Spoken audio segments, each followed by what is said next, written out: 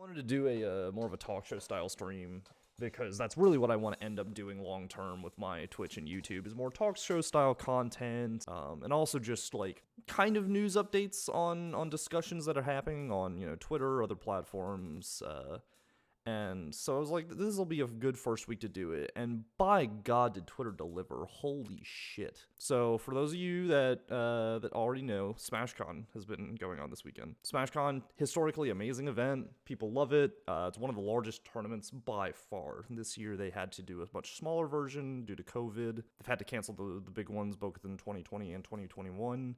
So they're running a much smaller bracket. I think this is 700 entrants for Ultimate, like 300 for Melee, and then like 1,200 attendees in total, which is still like very solid numbers. I think they're very happy with how it went. I haven't heard anything bad about the tournament so far.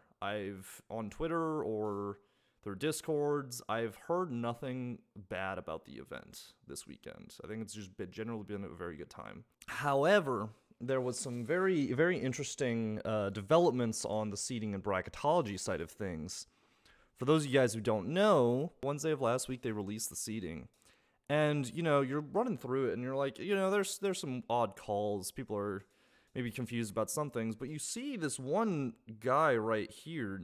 Who the hell is Camorific? Why is he a Luigi seated above Elegant right now? And there were a lot of tweets going on about this.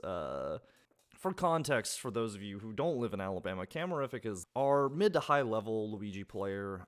We haven't had a PR since pre-COVID, but if one were to release today, Cam would be in like the 5 to 10 range pretty easily. Maybe Gatekeeper. Either way, he's, a mid to high level Luigi in our region. But you kind of have to wonder what the fuck happened. Wednesday morning, I actually DM'd Cact about it. I was like, I don't know what's going on, but I think it's worth bringing to your attention that this mid-high level Luigi from Alabama is your 7th seed, like projected and everything. As it turns out, Shuton was the first seed of this pool. It was found out, I guess on Tuesday or Wednesday, that Shuton was not able to go.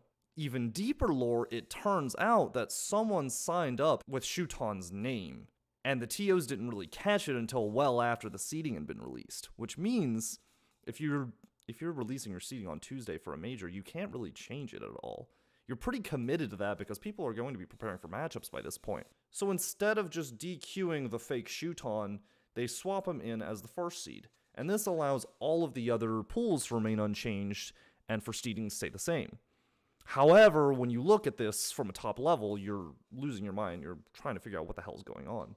And now, if you look at it, Cam has gained like this absolute cult following. Or I asked a friend of ours that's up there, so how many followers has Cam gained since this has happened in the last week?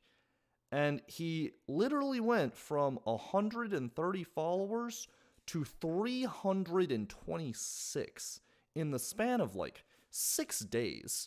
Yeah, he's had a heyday with all of this. And I think everyone's kind of just taking it in stride, with the exception of one Panda Global Josh. Super Smash Con Old Cedar opting to put Shuton's opponent as the new 7th seed instead of just leaving them to be DQ'd is super poor form. Stats teams use seeding as a way of measuring upset levels and tournament performance, and having an on-purpose incorrect seed throws everything asunder.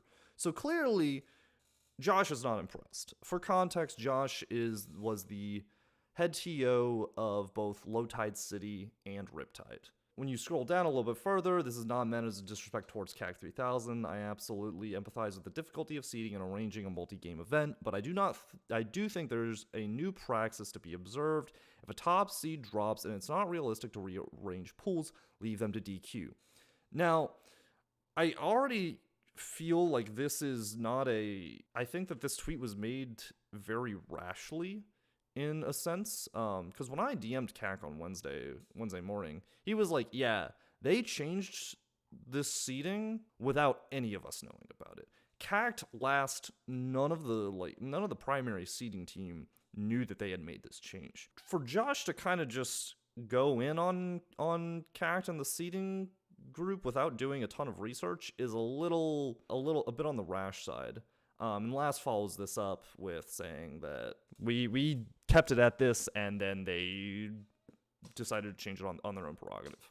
So I don't know who's to blame necessarily. However, when you think about it, effectively, this bracket has not changed. The way that the bracket is run, the way that seeding ultimately falls is the same as if you just had DQ'd Shuton. However, Josh's issue is with stats teams. And being on Panda Global, stats is like the main thing you're worried about. They're responsible for, PGR. There's a lot of stats teams that they pull straight from Smash GG in order to run something like this, in order to get these upsets and so on and so forth. And I noticed that he doesn't really address the fact that nothing changed in how the tournament worked. He's mainly worried about how his stats are going to go, which kind of tells me a decent amount about what his concern is. He's more worried about his statistics than he really is the player experience. And that's a little concerning. I'm not saying that he's wrong here. This is, yes, not DQing here is not DQing Shuton straight out, not exactly the greatest thing. I'm not saying I agree with it.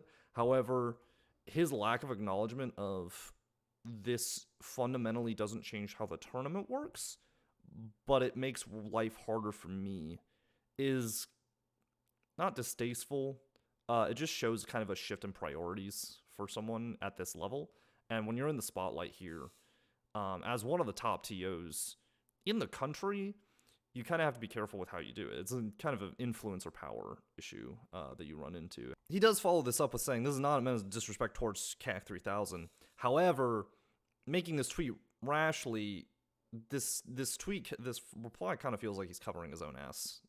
Bracket aside, I'm generally pleased with how the Smash community acted about it. Easily could have been ridiculously toxic. I agree. If you look at Cam's Twitter, no, it's like a pretty, not wholesome, but it's like, dude, you got it. You can make that seed. We believe in you. And then, of course, Josh ends up following this up with, even if he did start outplay his stuff, it'd be tragic for them. Wouldn't get the high upset factors if they beat amazing players. If anything, being dramatically overseeded only means bad thing for this player in their stats. I think the bottom line is, like, how many people really care about their stats? This is, if I'm really to equate this to my local scene, this is big low-level players caring about seeding energy, if that makes sense. And I understand that this is his job, and he has a lot that he needs to commit to this. But I still think it's I don't like that he's trying to not put the player experience first, if that makes sense. Some other SmashCon thoughts. I also think it's interesting. They ended up running about 12 to 13 people per pool in the first wave, which is like that's a pretty standard amount. And after SmashCon 2019, I actually talked with one of the guys on staff and was like, "Hey, you guys are running like 24-man pools in an hour and a half with 4 setups with TOs that aren't calling matches and aren't queuing them up fast enough.